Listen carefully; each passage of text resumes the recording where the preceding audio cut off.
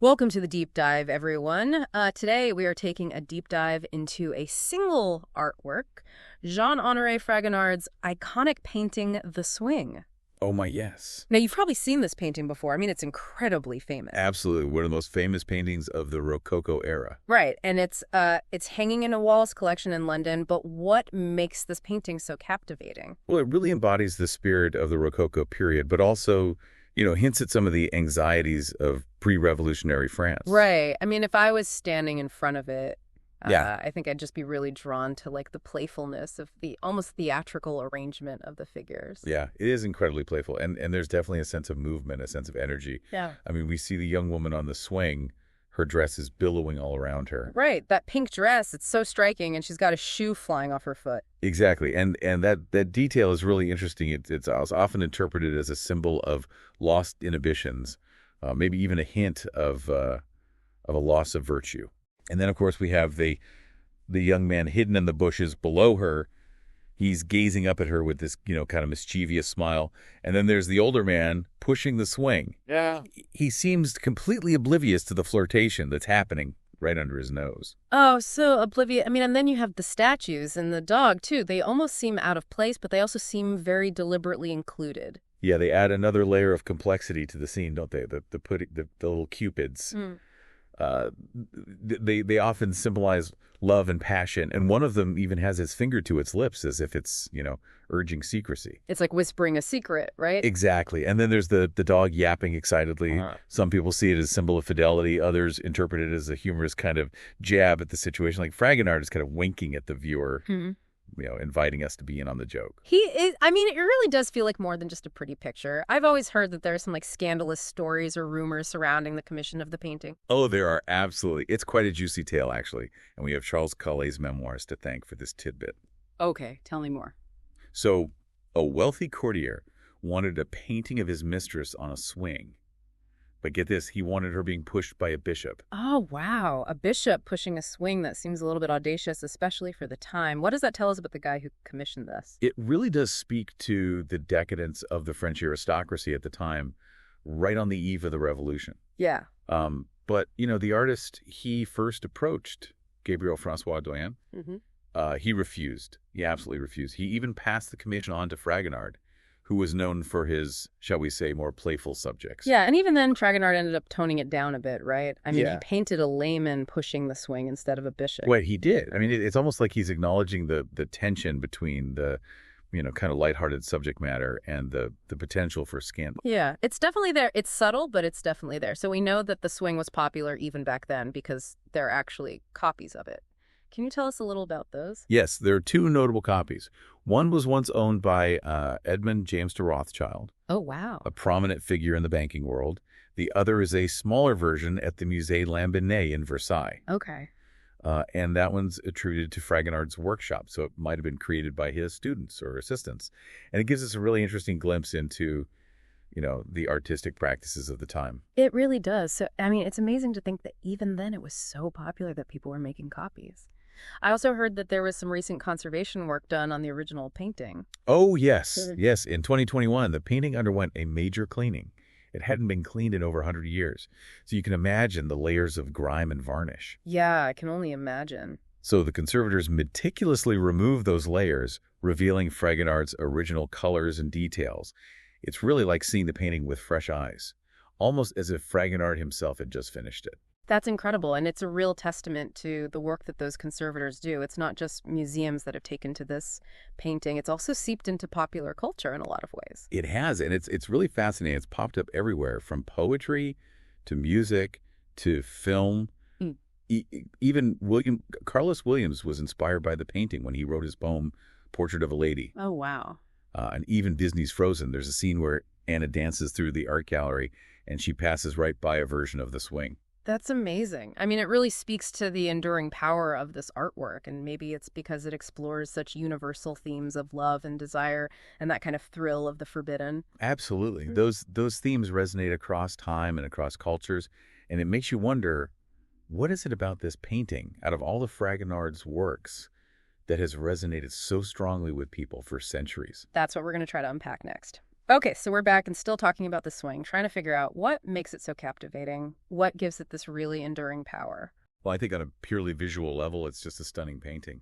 I mean, Fragonard's use of color and light, the way he captured movement, it's mesmerizing. You can almost feel the wind in that lady's dress, Yeah.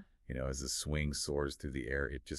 It draws you in. It really does. And then there's that story, or the mystery, rather. I mean, we're looking at these figures. It's hard not to wonder, who were they? What were their relationships like? Yeah, the mysteries of the swing. It would be amazing to know more about them. Unfortunately, we just don't have all the answers. We know that the painting was commissioned probably by a wealthy courtier, but even his identity is a little bit murky. Yeah. Some scholars think it was a guy named Marie-François David Beaulieu de Saint-Julien. He was the Baron of Argental, but we don't know for sure. So we're left to our own imaginations then. And as for the woman on the swing, well, her identity is completely lost to history. Lost to history.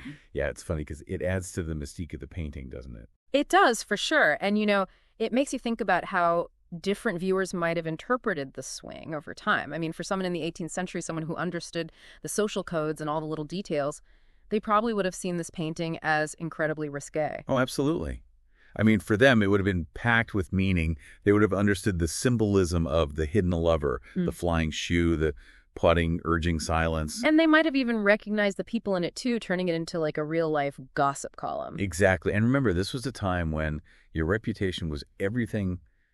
Even a hint of impropriety could be scandalous. It's really a testament to Fragonard's skill that he could create a work that was both visually stunning and kind of audacious for its time. It really is like he's walking that fine line between beauty and social commentary. So centuries later, do you think modern audiences view the swing differently? I think in some ways we do.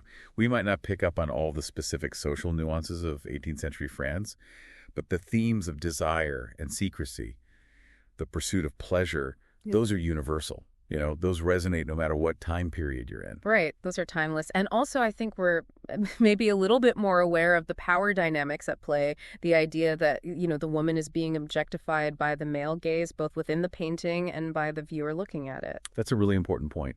Our understanding of art changes right along with our social values. What might have been seen as playful or romantic a few hundred years ago can take on these new layers of meaning, and that's a good thing. I think it reminds us that art is a living conversation. It's not static. It keeps evolving. Right, and that conversation keeps going because the swing has inspired so many other artists over the years. You mentioned Jean-Honoré earlier. His work is a really interesting reinterpretation of the swing. It's incredibly powerful in his piece, The Swing, after Fragonard. He replaces the original figure with a headless mannequin dressed in these bright African fabrics.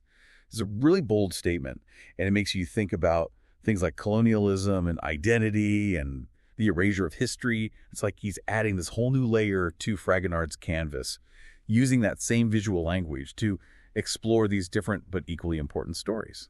It's a reminder that art isn't just about aesthetics. It can be a platform for social commentary as well. Even in those more lighthearted interpretations like the scene in Frozen, there's that celebration of female agency. Yeah, absolutely.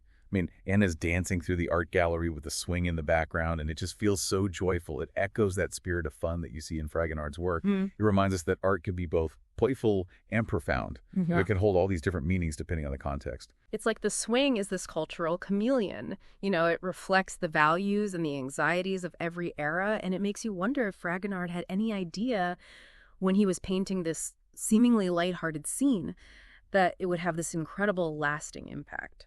A great question, right? I mean, maybe he knew on some level that he was capturing something universal, something timeless, or maybe he was just trying to create a beautiful and playful scene. And the rest, as they say, is history. Well, whatever his intentions were, it's clear that the swing still speaks to us today. It's a reminder that great art has the power to transcend time and place. It can connect us to the past while still feeling relevant to the present. It's true. It invites us to look closer, to question things, to make connections between then and now, and, to find our own meaning in it. And for anyone listening who's inspired to see the swing for themselves, well, we've got some ideas about how to do just that. Okay, so if you're ready to experience the swing for yourself, I mean, we've all seen the pictures online, right? There's some really high resolution images out there. Oh, absolutely. But nothing compares to seeing it in person. No, I know you always say that. It's true, though. You're right. You have to imagine yourself standing there in the Wallace collection in London. Right. in front of this masterpiece.